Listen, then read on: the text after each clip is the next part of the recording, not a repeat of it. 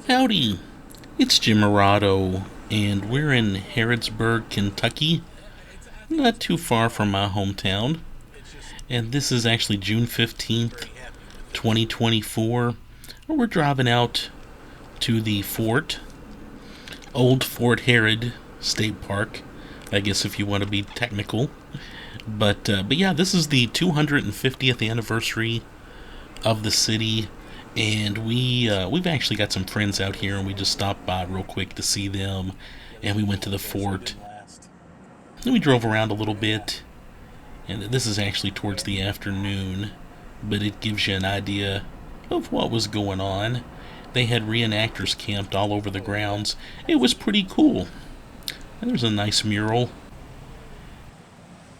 kind of across the road, looking over at the replica fort, which stands where the original fort stood, which I've always understood was right over here where the parking lot is, approximately. And you see some reenactors camped out. We're going to go into the fort here in a little bit and listen to some of the reenactors, which were great. They got historic markers. By the way, these markers, I wish they had them fixed up by the 250th anniversary, but they didn't. And there's the building that houses the Lincoln Marriage Chapel. Abe Lincoln's parents were married at this kind of cabin church, which is housed within another church-looking building, and it's just a short walk away from the replica fort. And I'll show you a picture of the cabin. Oh, there's a picture of the outside building housing the cabin. Yeah, there we go. It's hard to get a good picture of the cabin once inside, but just like the Lincoln boyhood home, it is in another building. And we're about to see a play. I'll just show you a tad bit of it. They actually had the trial of James Bridges, a play about the man accused of killing James Harrod. And this was really interesting. I think the library put it on. It was about an hour. And this was a lot of fun. You know, I'll let you look at a little bit of it. I didn't film the whole thing, of course. But it was this quick play, and it was real interesting. We just might need to hold. What time is it right now? Okay, it's 9:48. Right now They just started at 9:30. yeah, I'm just saying, it's just hard to have a jury. So, we have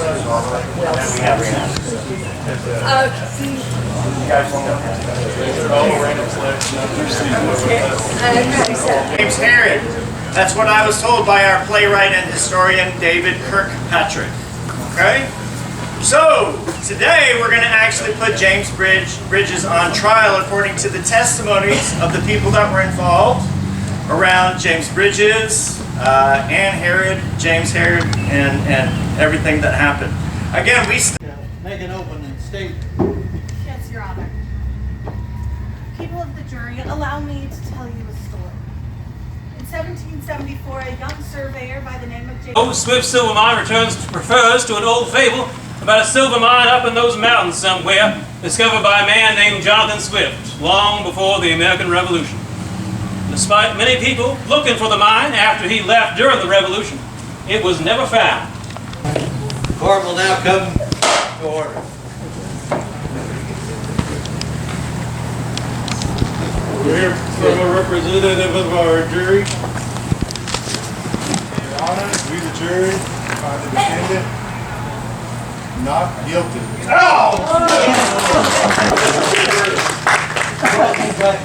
With that verdict, Mr. Bridges, you are dismissed. Court is over. She played with matches. She got a shot. She fell into the pool. She had to get an antibiotic shot. She scraped her knee. She climbs a tree, and she gets lost in a frontier village. That's what she's wearing today. That's the first one down there. So, you know, it's a lot of fun with these books. Yeah, and that was a local author, a Kentucky author, who had written some historic fiction. His books looked huge. They were several hundred pages. and I have a stack of probably 150 books I'm trying to get to right now. But they looked interesting, and he also does some children's books and does that puppet thing, which looked really neat. I liked that guy a lot. About the play, how great was that? I've been to Salem, Massachusetts. They do a similar witch trial. Also been to Deadwood, South Dakota. They do, a little trial like that too. They had to get some volunteers from the audience to be jury members, and that was exciting. The actor stayed in character and reacted as you would expect after the trial. But I thought that was pretty cool. Anyway, let's check out some of the reenactors at the fort. Fully functional flintlock rifles. Oh wow! You take them out and hunt with them, or you can little black powder rifle shoots with them, or you can do rendezvous with them, have a lot of fun, or you can do like living history events with them, like what we're doing here. Both of these guns, this rascal right over here made. This is a Winston-Salem, North Carolina rifle. He's building for a customer, and this is a miracle rifle. This is like biblical. He built this rifle in 6 days. Oh wow! And on the 7th day, he rested. Passed out. Fell down on the ground. But yeah, his building is just masterful, and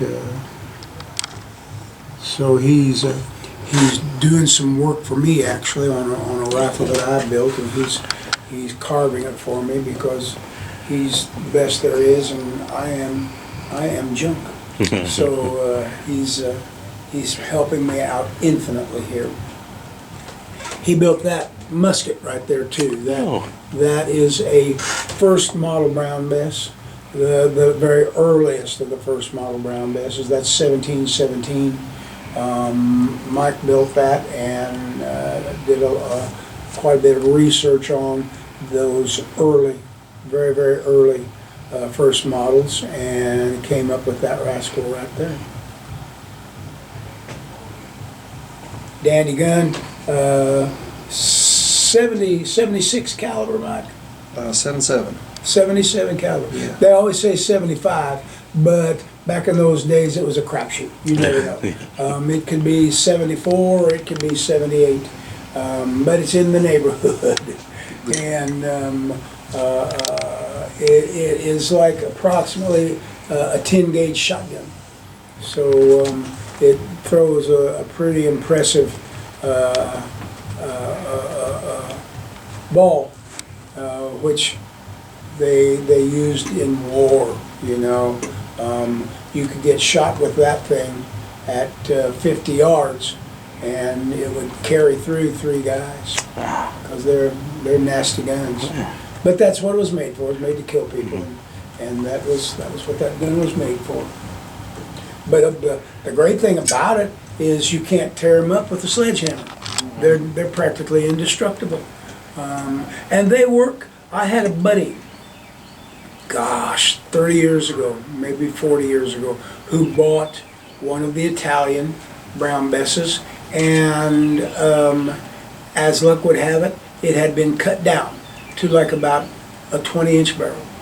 And he was brand new into muzzle. He was a hunter, and he was a great woodsman, but he was brand new into muzzleloading, and so he took it out, and on his first day, he shot a 12-point buck at point blank range with a Brown Bess, with a cut down Brown Bess. And he had that thing mounted. His wife didn't appreciate that one bit. In the center of their living room, he had this, looked like something off the front cover of Field and Stream, just a beautiful, great big 12-point rack. And he put that dude right in the middle of the living room. And I don't blame him. That was a beauty. But he said the darn thing came right up to him.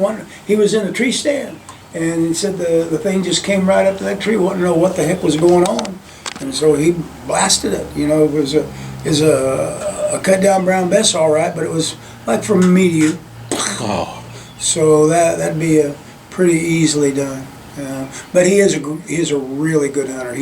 Now he's very, very heavily involved in muzzleloading and in reenacting. He's really, really good, and he's shot a lot more deer since then with a lot more highly qualified rifle than a cut down brown bass. I don't know if he's ever shot any more big 12 pointers though. Whew. I've never done that. I got a buddy.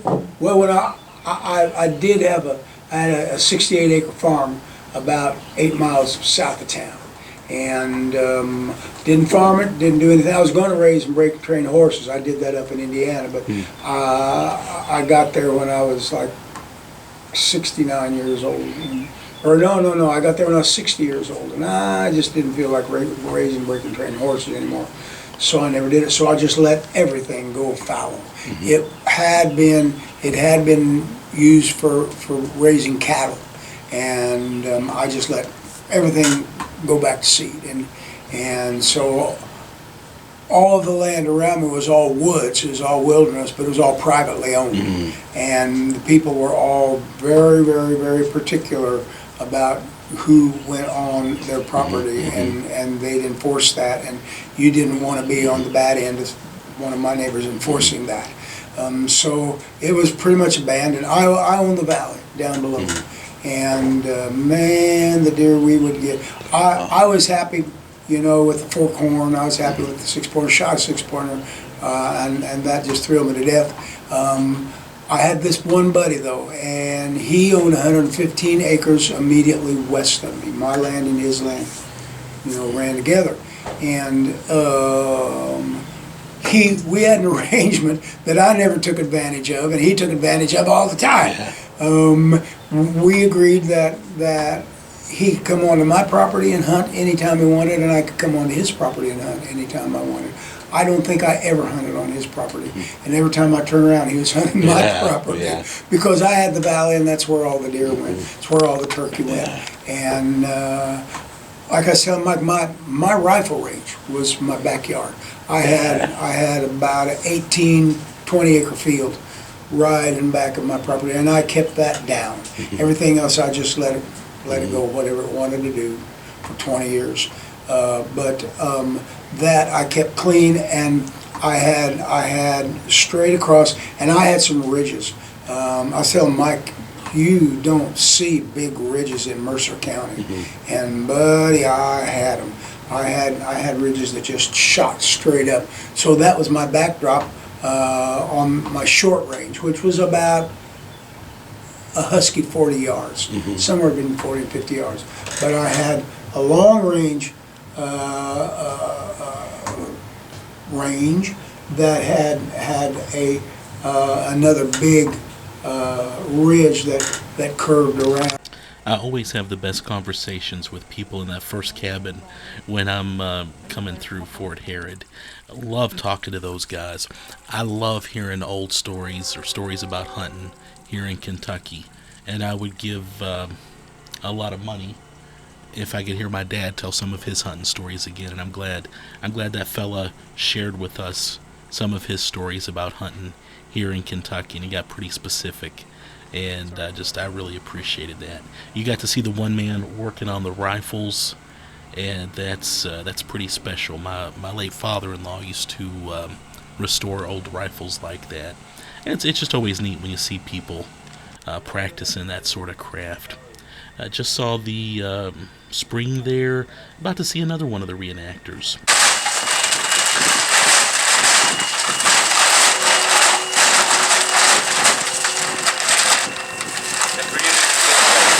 Noisy with that stuff. It's such a hassle. But yeah, we're burning charcoal because that's what they would have been using back then. We don't make our own, but if you've ever seen the process of charcoal burning, it's really fascinating. Yeah.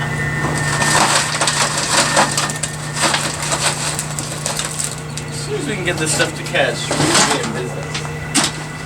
Shouldn't take too long. You want to go next door and come back? Yeah. not a bad idea, actually. Yeah. I'll be ready soon. Great, thank you. I was telling that last group that this is a 1870s Sears and Roebuck model. So it's 150 years old. That makes it a little, you know, it makes it about 100 years too young for the fort itself. But the piece that they would have had would have been mechanically very similar. This just has a couple added fineries on the outside. The dry stack stone forge is exactly the kind they would have used. This anvil is a little oversized. They would have had what's called a stump anvil probably, which sometimes can weigh as much as 60 or 70 pounds. Because you gotta remember when they came out here, they were on foot, and it was only what they could carry that they really had. The road, like a passable road that they could bring stuff out on a wagon later on, wasn't here in 1774. So you know, they hiked 15 miles in from the Kentucky River with whatever they could carry. So this was also something they didn't carry in. They had a handful of nails, and they would have harvested the leather and the wood on site to build the bellows. And same with the stones, they would have just drawn those from the ground. Most of the metal and the tools that we have are also tools that we would have had to bring with us. We didn't have any raw iron or any raw steel that we could have worked with at the time. So most of the work that we did was repair work. Repairing existing tools or taking one broken tool and using it to mend another one. This was probably a really common kind of work that we would have done. Like, see how this cast iron has a hole in the bottom of it? That actually happens pretty easily if you leave a cast iron pot on the fire without any water in it. And could be serious if that was, you know, your only pot. So you would want to bring that to the blacksmith to have that fixed. And you know, if somebody else had broken a shovel or a hoe earlier, I would have scrap sheet metal from that I could use to patch that hole. We could put them both in the fire here, get it up to about 2,000 degrees, and actually fuse those pieces of metal together. This forge does get hot enough to forge weld, so we can fuse metal pieces that were separate into one piece, and we can also bend metal really efficiently on the charcoal here, but what we can't do is melt steel, so we can't cast iron. So any of the cast iron stuff would have had to have been carried out and then just repaired here.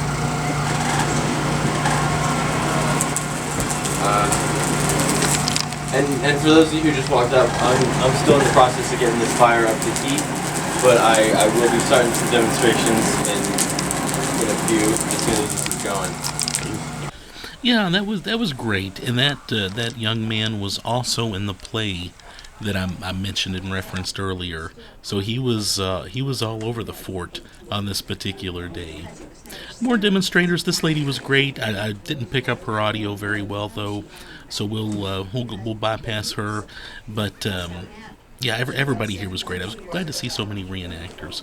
About to see another author, just for what it's worth. Again, his books look like they were 600-700 pages.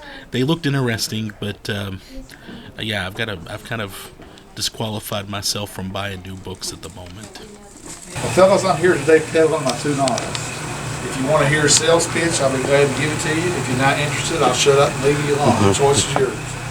Yeah, now also another thing, I'm always careful about reading historic fiction because I don't want to get that mixed up with truth. However, you know, especially when you get into that era before the Civil War, sometimes historic fiction is some of the best representation of what happened, just because there's not a whole lot of documentation. Those books were huge though. You could tell he put a lot into them, and I might have to go back later and look those back up again. And we're continuing to look through some of the little buildings here at the fort, and we're about to talk to a lady who's making some dolls. I love these dolls, and they're fairly affordable in the gift shop. I think they're about $16 each. But check this out. She also talks about the play they do here at the fort. Welcome. I am in the middle of trying to make some dolls. Oh, well, they're adorable. Well, thank you. It's going to be, these are the most important dolls I've made yet.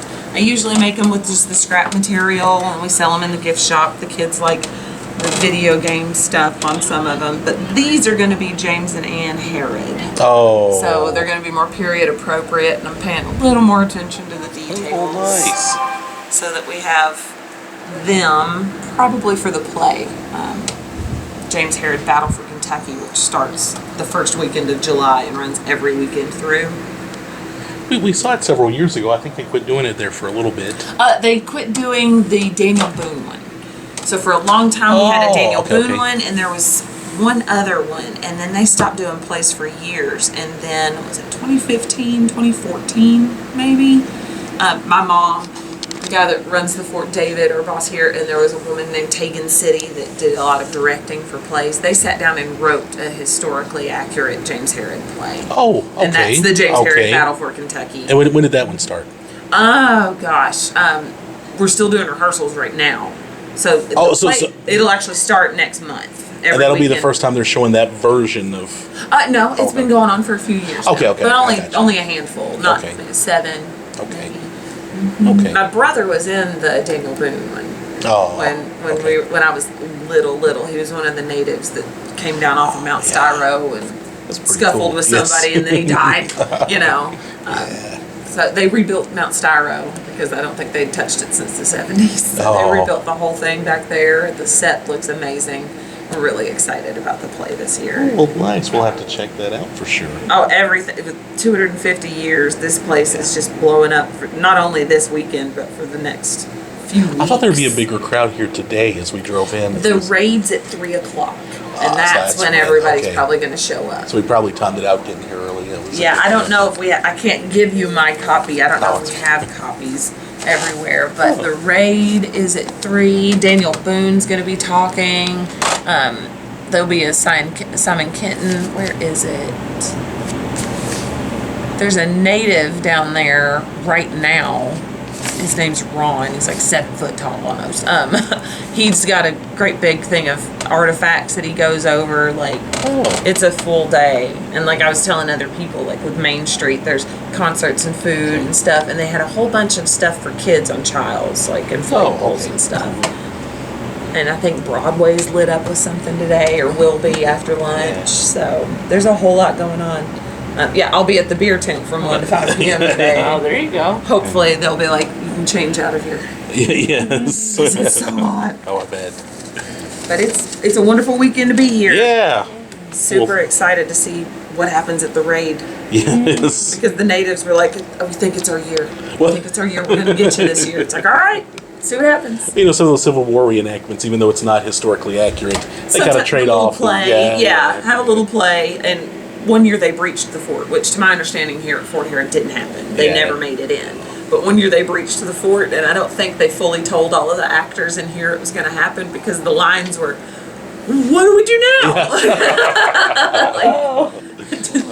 So, George Rogers Clark's blockhouse. He was stationed here when he was commander of the Kentucky militia. He and his men had been sent here to protect the fort from pioneers because they moved out on the way to Plainlands, live on it, grow crops. They moved out. Soldiers and their families often traveled with them, moved in. George was headquartered in one of the blockhouses, so we got upstairs, set up as his headquarters, and you are welcome. Go check it out. Oh, thank you. And back right up there is a distress horn. Back then, in order to warn of danger, most forts and stations would blow a horn, that horn to blow. And that's supposed to be the one they blew here. It doesn't work, parts are missing, it's broken. But that's the legit, the one that was here? Supposed to be the descendants.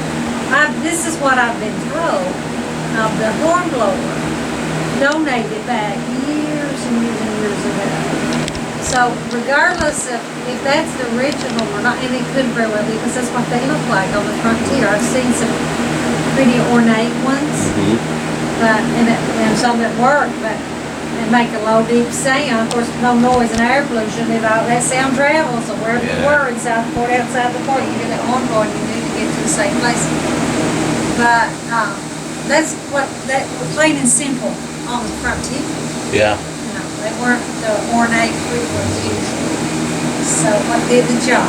Yeah. Well, thank you. You're welcome. You all just look around. Sure. Any questions you have, I'm working on the basket with you. All right. Thank you. Connie, you're welcome. And we had some more fun conversations with the reenactors here, who obviously enjoy what they're doing. Walked around more, always discovering new little nooks and crannies at the fort when we're here. It's great when they have so many people there talking about history. Gonna have to check out that play. I know last year we went to Chillicothe and saw the massive production of Tecumseh. Have you seen that? Check out my other videos on that. That's something special. But I love all of the reenactor type plays. They're always worth seeing. Actually selling pieces of the old fort from when they did a restoration. There's some of those dolls that lady was making. I love these. I'm about to see a young lady working on a spin wheel too, so check this out. Well, because it's hollow in the middle, so it retains that heat. Okay. And she is very slippery, so I find wool I have to move faster than I have to move with Angora because she requires very, very little spin. But this is a Saxon wheel, so it's what you're going to see almost ubiquitously nowadays is the Saxon wheel. It really is differentiated by... And believe it or not, she started attracting quite a crowd, and there was just a little small space there, so I didn't get a whole lot of her, but you could tell she enjoyed what she was doing too. Taking a few more looks at the fort, and I could have put a lot more into this, but I wanted to give you just a quick half-hour look at the fort and some of the reenactors.